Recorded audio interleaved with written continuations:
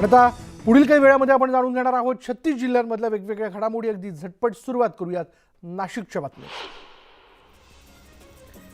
नाशिक जिल्ह्यात पुन्हा कांदा प्रश्न ऐरणीवर येण्याची शक्यता आहे। बुधवारी कांदा व्यापाऱ्यांनी बेमुदत संपाची हाक दिली आणि यामुळे पहिल्याच दिवशी सुमारे 1 लाख क्विंटलच्या लिलावाला फटका बसला असून 20 ते 25 कोटींची उलाढाल थंडावली आणि याचा परिणाम सणोत्सवात देशांतर्गत बाजारात पुन्हा कांदा कोंडी होण्याची शक्यता आहे।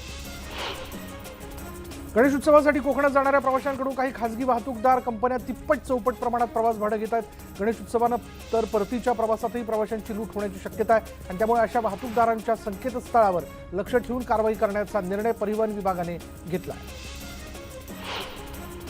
रेल्वे अपघातात घरातील कर्त्या व्यक्तीचा मृत्यू झाल्यास त्याच्या वारसांना नातेवाईकांना 50,000 रुपयांची रक्कम भरपाई म्हणून रेल्वेकडून देण्यात येत होती। मात्र 2012 नंतर तब्बल 11 वर्षांनी भरपाईच्या रकमेत 10 पटीने वाढ करण्यात आली। मृतांच्या नातेवाईकांना 50,000वरून 5 लाख रुपये आणि गंभीर जखमींना 25,000वरून 2.5 लाख रुपये नुकसान भरपाई देण्यात येणार आहे।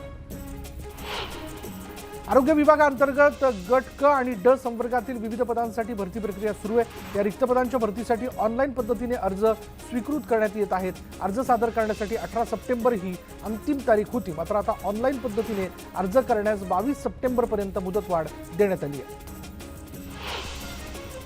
पाऊस आणि ढगाळ वातावरणामुळे सप्टेंबरमध्ये हिवताप, डेंग्यूच्या डासांच्या वाढीसाठी पोषक वातावरण तयार झालेलं आहे आणि परिणामी गेल्या आठवड्यात मुंबईत या दोन्ही आजारांच्या रुग्णांच्या संख्येत मोठी वाढ झाली। मुंबई महानगरपालिकेच्या सार्वजनिक आरोग्य विभागाने अहवाल जाहीर केला। यात 18 सप्टेंबरपर्यंत हिवतापाचे 756 आणि डेंग्यूचे 703 रुग्ण सापडले। देशातील शाही रेल्वेंपैकी एक असणारी डेक्कन ओडिसी 3 वर्षांनंतर पुन्हा धावणार आहे। विशेष म्हणजे ही गाडी नव्या रूपात सजवण्यात आली आहे। आज दुपारी डेक्कन ओडिसीचा लोकार्पण समारंभ होणार आहे। या गाडीची उद्घाटन फेरी CSMT ते ठाणे दरम्यान होईल। आरक्षणाच्या मुद्द्यावर नागपुरात ओबीसी राष्ट्रीय महासंघाचं आंदोलन सुरू आहे। दरम्यान आंदोलकांशी चर्चेकरता आज सरकारचे प्रतिनिधी येऊ शकतात, त्यामुळे आज तरी या आंदोलनावर तोडगा निघतो का हे पाहणं महत्त्वाचं ठरेल। चंद्रशेखर बावनकुळे नागपुरात असतील। ओबीसी आंदोलन आणि आता ते याबद्दल चर्चा करतील। मनोज जरांगे पाटील यांना छत्रपती संभाजीनगरमधील रुग्णालयात दाखल करण्यात आलं असून आज त्यांना डिस्चार्ज मिळणार आहे। दरम्यान डिस्चार्ज मिळाल्यानंतर जरांगे पाटील पुन्हा अंतरवाली सराटी इथे आंदोलनस्थळी जाण्याची शक्यता आहे।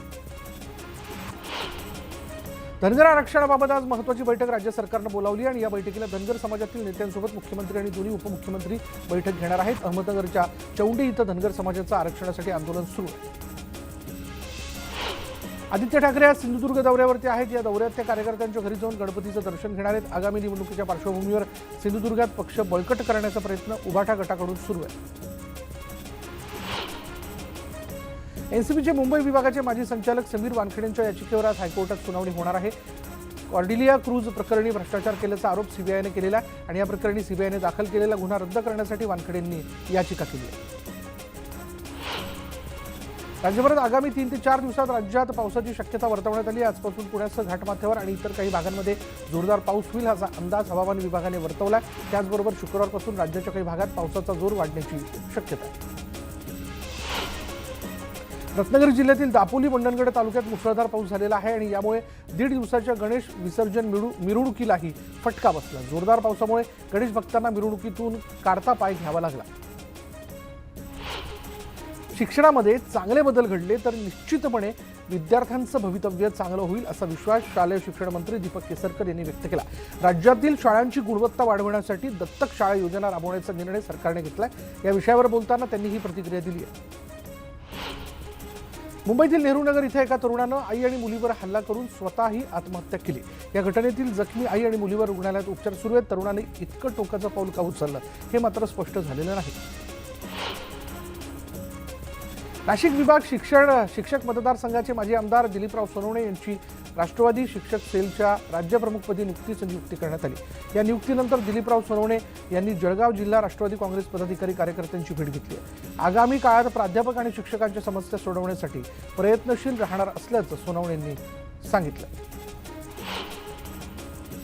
जळगाव जिल्ह्यातील कुंभार काम करणाऱ्या व्यावसायिकांना वेळेवर माती उपलब्ध होत नसल्यानं अनेक अडचणींचा सामना करावा लागत होता। याबाबत मुक्ताईनगरचे आमदार चंद्रकांत पाटील यांनी कुंभार समाजाच्या व्यावसायिकांच्या शिष्टमंडळासह जिल्हाधिकाऱ्यांसोबत बैठक घेतली। त्यावर जिल्हाधिकाऱ्यांनी धरणांच्या बॅकवॉटर क्षेत्रातील गाळ उपलब्ध करून दिला जाईल असा सकारात्मक निर्णय घेतला। नाशिकच्या सिन्नर तालुक्यातील मोहदरी घाटात वाहनाच्या धडकेत बिबट्याचा मृत्यू झाला। रात्रीच्या वेळी रस्ता ओलांडताना कारने दिलेल्या धडकेत बिबट्याचा जागीच मृत्यू झाला। शहापूर तालुक्यातील अजनूप ग्रामपंचायत हद्दीतील बोंडरपाडा इथे विवाहित महिलेची हत्या करण्यात आली आहे। रंजना भवर हिची गोळ्या घालून हत्या करण्यात आल्याची घटना घडली आणि या प्रकरणी सासरच्या 6 जणांच्या विरोधात शहापूर पोलीस ठाण्यामध्ये हत्येचा गुन्हा दाखल करण्यात आला। पेणमध्ये 1.5 दिवसाच्या गणपतीला भक्तिपूर्ण वातावरणात निरोप देण्यात आला। पेणमध्ये जवळपास 10,000च्या वर घरगुती गणपतीचे विसर्जन करण्यात आलं।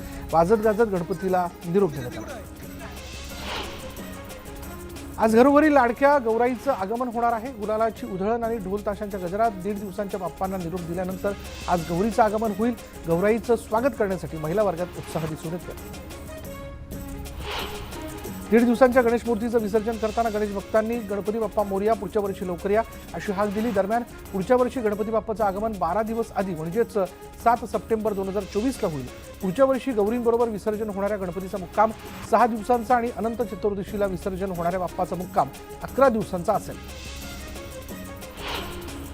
कल्याणमधील कल्याणी गणेश घाटावर विसर्जन घाटस्थळी महापालिकेकडून पुरेशी व्यवस्था करण्यात आली नव्हती।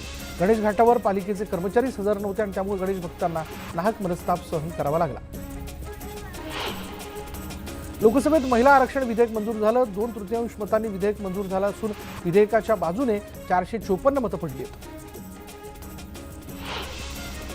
पंतप्रधान नरेंद्र मोदींनी ओबीसी आरक्षणासाठी काय केलं असा सवाल करत सरकारने ओबीसी समाजाचा अवमान केल्याची टीका राहुल गांधींनी लोकसभेत केली। दरम्यान महिला आरक्षण विधेयकाचं त्यांनी स्वागत केलं असून महिला आरक्षणात ओबीसी महिलांचा समावेश करण्याची मागणी केली आहे। महिला आरक्षण विधेयकाला सोनिया गांधींनीही पाठिंबा दिला। विधेयक मंजूर झाल्यास राजीव गांधींचं स्वप्न पूर्ण होईल असंही त्या लोकसभेत म्हणाल्या। दरम्यान महिला आरक्षणाची सर्वांनाच काळजी असल्याचं म्हणत अमित शहांनी काँग्रेसला टोला लगावला। महिला आरक्षण विधेयकाच्या निर्णयाचं सुप्रिया सुळेंकडून कौतुक करण्यात आलं। यावेळी लोकसभेत बोलताना जुन्या घटनांचा दाखला देत त्यांनी भाजपवर जोरदार हल्लाबोल केला। महिलांबाबत फक्त महिलांनीच बोलावं असं नाहीये तर भावांना सुद्धा बहिणीची काळजी असते असा टोला अमित शहांनी लगावला।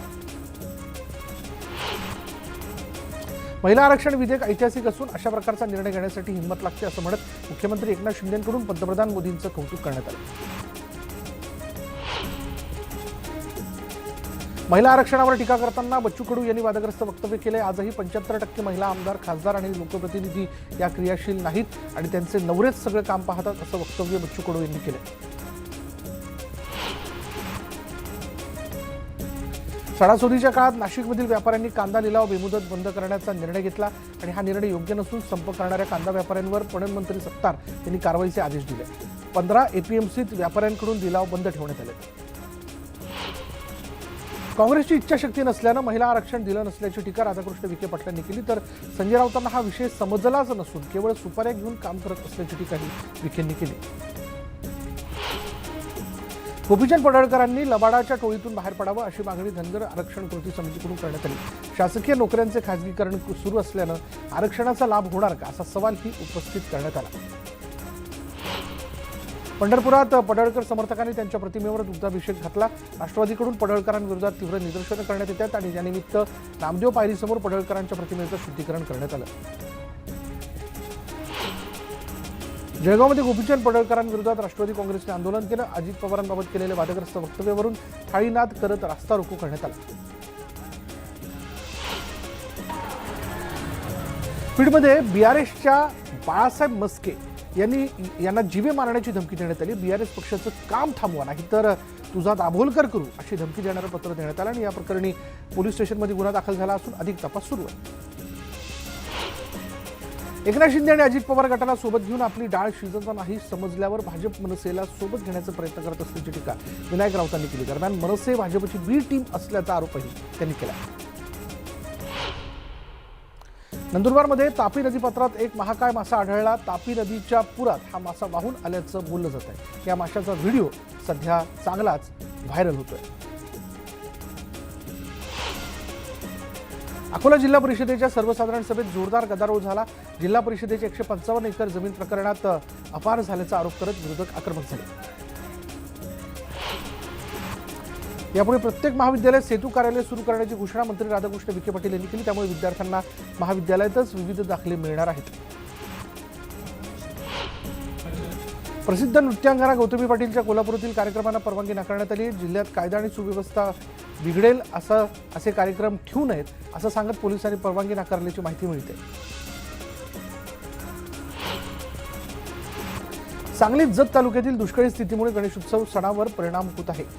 सुन्याळ लकडेवाडी गावातील तलावामध्ये पाणी सोडा, अन्यथा मूर्ती विसर्जन करणार नाही असा इशारा ग्रामस्थांनी दिला. लातूर शहरातील मुख्य रस्त्यावर खासगी बसेस उभ्या राहत असल्यानं संध्याकाळच्या वेळी कायम वाहतूक कोंडी निर्माण होते. नागरिकांना याचा नाहक त्रास सहन करावा लागतो. दरम्यान यावर तातडीने कारवाई करण्याची मागणी करण्यात येते. पंढरपूर तालुक्याला हक्काचं पाणी मिळालं. नीरा भाटघर धरणातून पाणी सोडण्यात आलं आणि त्यामुळे तालुक्यातील शेतकऱ्यांना मोठा दिलासा मिळाला. नांदेडमध्ये शेतकऱ्यांचे पैसे थकवणाऱ्या कंपनीविरोधात गुन्हा दाखल करण्यात आला. 2021 मध्ये शेतमाल आणि धान्य खरेदी केली होती, मात्र 2 वर्षांपासून बिलाची रक्कम अदा न केल्यानं पोलीस स्टेशनमध्ये गुन्हा दाखल करण्यात आला. गोंदिया जिल्ह्यात जोरदार पावसानं हजेरी लावली. भात पिकांना हा पाऊस फायदेशीर ठरणार असून हलक्या धानाला मात्र याचा फटका बसणार आहे आणि त्यामुळे शेतकरी दुहेरी संकटात सापडला.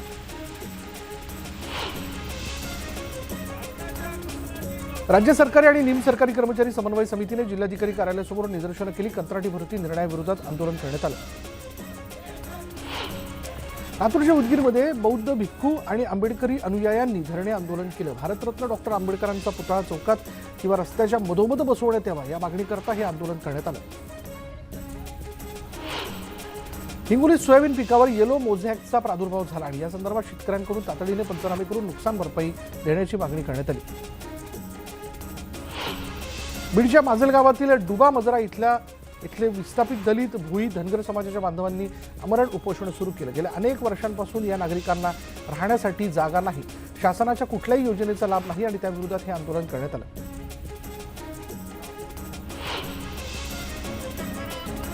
कंत्राटी नोकर भरती धोरणाला शिक्षक संघटनांनी देखील विरोध केलेला आहे. नांदेडच्या जिल्हा परिषदेसमोर शिक्षक सेना संघटनेकडून या निर्णयाविरोधात निदर्शनं करण्यात आली. राज्य सरकारने हा GR रद्द करण्याची मागणी यावेळी करण्यात आली.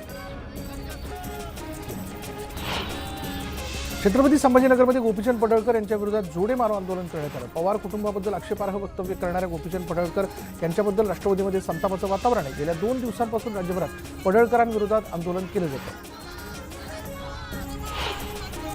आरक्षणाची मागणी करत लातूरात मुस्लिम समाजानं बेमुदत धरणे आंदोलन सुरू केलं. या आंदोलनात दलित पॅंथरसह मुस्लिम समाजाचे बांधव उपोषणासाठी बसले. अहमदनगरच्या चौंडी इथं यशवंत सेनेकडून धनगर आरक्षणासाठी उपोषण करण्यात येते. दरम्यान आंदोलक अण्णासाहेब रुपनर यांनी बुधवारपासून पाण्याचाही त्याग केला आणि त्यामुळे धनगर समाज अधिक आक्रमक होण्याची शक्यता आहे. चाळीसगाव तहसील कार्यालयासमोर मराठा समाजाकडून आंदोलन करण्यात आलं. सरसकट कुणबी प्रमाणपत्र देऊन आरक्षण देण्याची मागणी यावेळी करण्यात आली.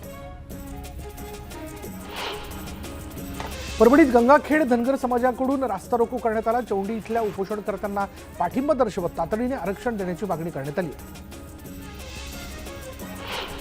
मराठा समाजाला ओबीसी प्रवर्गातून आरक्षण देण्यास विरोध करत अकोल्यात धरणे आंदोलन करण्यात आलं. ओबीसींना अस्तित्वात असलेलं आरक्षणच कमी पडत असल्यानं त्वरित जातनिहाय जनगणना करून ओबीसी आरक्षणाचा टक्का वाढवावा अशी मागणी करण्यात आली.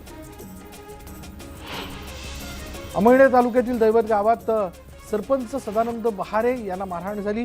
पूर्ववैमनस्यातून मारहाण झाल्याचा आरोप आहे. पोलिसांकडून अद्याप गुन्हा दाखल झाला नसल्यानं रिपाई पक्षाकडून निदर्शनं करण्यात आली.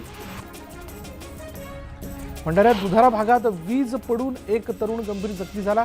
रोशन आत्राम असं जखमी तरुणाचं नाव असून त्याच्यावर सध्या शासकीय रुग्णालयात उपचार सुरू आहेत. पंजाब राज्याचे मुख्यमंत्री भगवंत सिंग मान यांच्या मातोश्री श्रीमती हरपाल कौर यांनी नांदेड इथल्या सचखंड गुरुद्वाराचं दर्शन घेतलं. यावेळी गुरुद्वारातर्फे शाल, शिरोपाव देऊन त्यांचा सत्कार देखील करण्यात आला. आणि यानंतर इथे वेळ झाली का ब्रेकची. ब्रेक घेऊयात. पहा फक्त न्यूज 18 लोकमत.